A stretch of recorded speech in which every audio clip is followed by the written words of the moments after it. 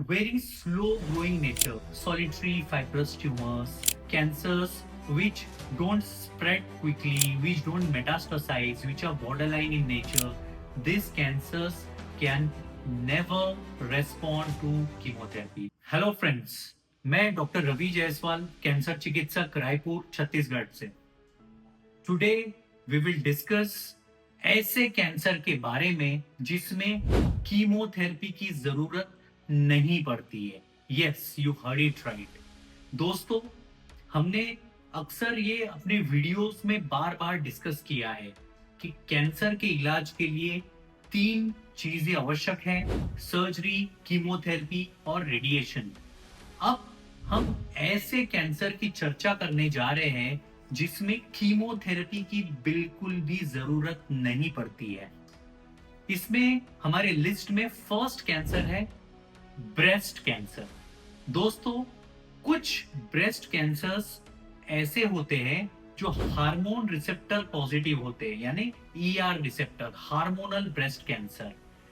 ऐसे hormonal breast cancer जो हम अर्ली स्टेज में पकड़ते हैं, स्टेज 1 और स्टेज 2 में, ऐसे ब्रेस्ट कैंसर में कीमोथेरेपी की जरूरत नहीं पड़ती है।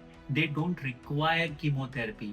इनके ट्रीटमेंट में हमको सर्जरी और उसके बाद में हार्मोनल टैबलेट से इलाज मरीजों के लिए काफी होता है। सेकेंड हमारे लिस्ट में है स्टेज 1 लंग कैंसर। इसका ट्रीटमेंट हम लोकलाइज्ड रेडिएशन थेरेपी से कर सकते हैं। थर्ड हमारे लिस्ट में अब ऐसे कैंसर्स है जिनकी बायोलॉजी ही अलग है, इसमें कीमोथेरेपी काम ही नहीं करती है। दोस्तों, ट्यूमर बायोलॉजी बहुत अहम रोल प्ले करता है ये डिसाइड करने में कि कैंसर कीमोथेरेपी को रेस्पॉन्स दिखाएगा या नहीं। कुछ कैंसर स्लो ग्रोइंग और बॉर्डरलाइन नेचर के रहते हैं, वो अग्रेसिव नहीं होते हैं, इसमें कीमोथेरेपी बिल्कुल भी नहीं काम करती है। So slow growing borderline cancers को कीमोथेरेपी से इलाज नहीं करते हैं, उसमें वो बिल्कुल कारगर नहीं है। Fourth in our list is liver cancer.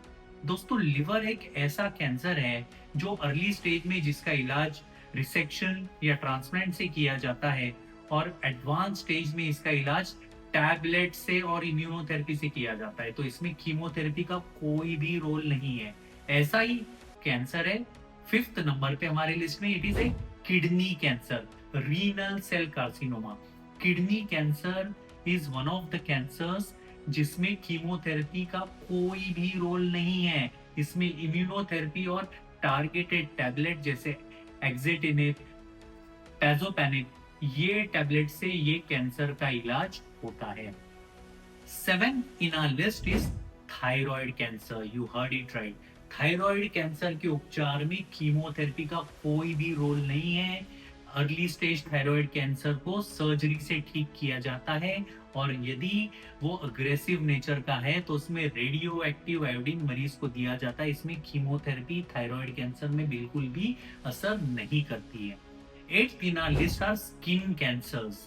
Skin cancer उदाहरण के लिए हाथ में, गले में, मुंह में, बॉडी के स्किन में, कोई भी स्किन में अगर बेजल सेल कैंसर या स्क्वेमस सेल कैंसर होता है तो इसका इलाज सर्जरी से होता है।